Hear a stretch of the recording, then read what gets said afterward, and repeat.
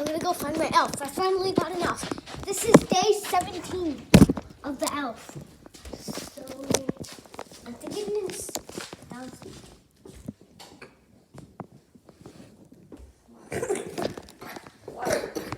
Oh my God. Why is the elf wasting toilet paper? Now you can use it. It rolled down the stairs. You think it hit his head? Oh wow. Let me go get my cup. The whole entire thing. Every time the elf moves, I thought it was Dad. Every time my elf moved, I thought it was my dad.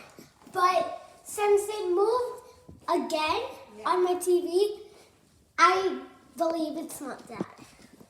So,